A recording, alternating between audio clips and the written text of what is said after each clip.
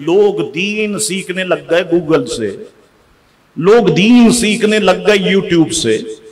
आलिम बनने के लिए 12-14 साल पहले चाहिए होते थे, मुफ्ती बनने के लिए और साल। अच्छा साहब, आपको डॉक्टर बनना हो बड़ी मेहनत करनी पड़ती है, डॉक्टर हजरात यहां बैठे होंगे, काफी साल चाहिए। दानिश्वर बनना हो, मुफक्किर बनना हो, बड़ा पढ़ना पड़ता है, साइंटिस्ट बनना हो, बड़ा पढ़ना पड़ता है। लेकिन अब आसान हो गया, 20,000 का स्मार्ट मोबाइल आप खरीदें, वाईफाई से कनेक्ट कर ले, आप डॉक्टर भी बन गए, आप आलिम भी बन गए, आप मुफ्ती भी बन गए।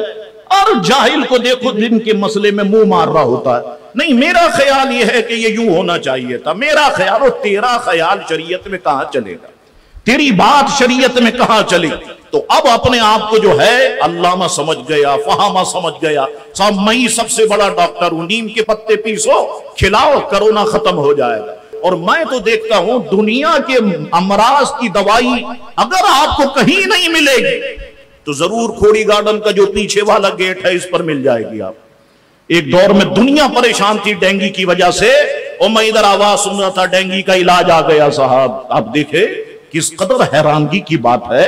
तो एक मोबाइल आपने खरीद लिया, आप सब कुछ बन गए। जिस पे चाहे एतराजात करो, जिस पे चाहे तनकीद करो, तो अल्लाह तबारक व तआला इस जहालत से हमें महफूज फरमाए।